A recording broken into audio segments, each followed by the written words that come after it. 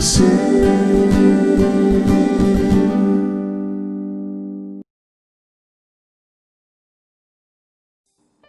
Saudara semua dimanapun saudara berada, kasih dan kebaikan Tuhan itu tidak pernah lepas di dalam kehidupan kita.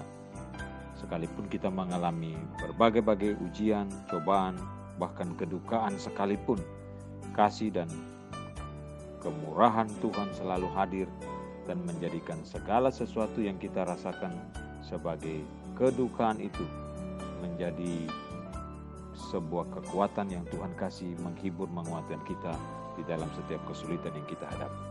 Saudaraku, pernahkah saudara mendengar cerita tentang seorang gadis berusia 16 tahun yang dipaksa menikah dengan seorang pria yang punya kelemahan tubuh, atau bisa dikatakan, seorang pria yang cacat berusia 22 tahun. Nama gadis itu adalah Shen Guyon, hidup di antara tahun 1648 sampai 1717. Dia dipaksa menikah dengan seorang pria yang cacat berusia 22 tahun. Namun dalam pernikahannya itu ia merasa sangat direndahkan. Suaminya kerap marah-marah dan bersikap melankolis. Ibu mertuanya seorang pengkritik yang sangat kejam. Bahkan pembantunya pun merendahkan dia.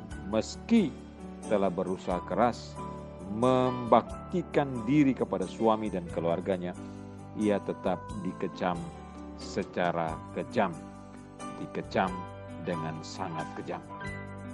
Saudaraku, karena dilarang oleh gereja, dilarang ke gereja, bukan dilarang oleh gereja, karena dilarang ke gereja, pergi ke gereja oleh suaminya, Ibu Shan Guyon ini mencari Allah melalui Alkitab dan beribadah secara sembunyi-sembunyi.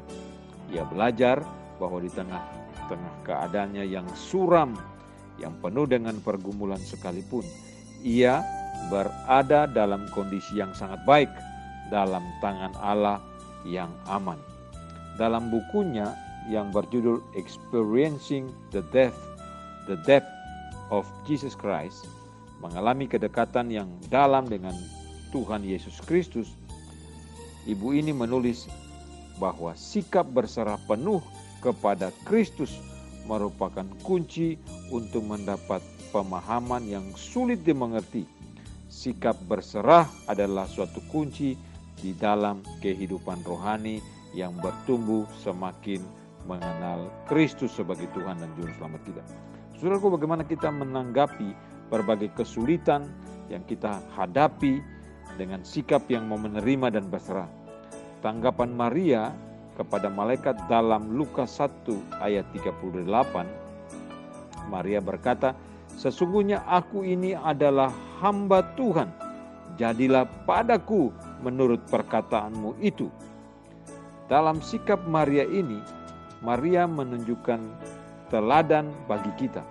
Suatu cara agar kita memiliki sikap yang sama seperti Maria adalah dengan mempercayai bahwa kehendak Allah itu adalah kehendak yang terbaik. Kehendak Allah itu adalah kehendak yang harus kita tunduk dan takluk kepadanya. Maka hidup kita akan berkenan kepada Allah sempurna. Di dalam Roma pasal yang ke-12 ayat 2 dikatakan, "Janganlah kamu menjadi serupa dengan dunia, tetapi berubahlah oleh pembaharuan budimu, sehingga kamu dapat membedakan manakah kehendak Allah, apa yang baik, yang berkenan kepada Allah, dan yang sempurna." Jadi kehendak Allah itu adalah bicara soal apa yang baik, apa yang berkenan kepada Allah, dan apa yang sempurna.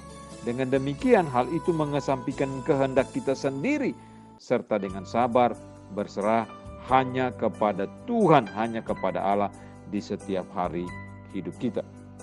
Saudaraku, kita pun dapat berdoa demikian jika kita mau bersandar dan bergantung kepada Tuhan, seperti yang dikatakan oleh Maria, "Jadilah padaku menurut perkataanmu itu."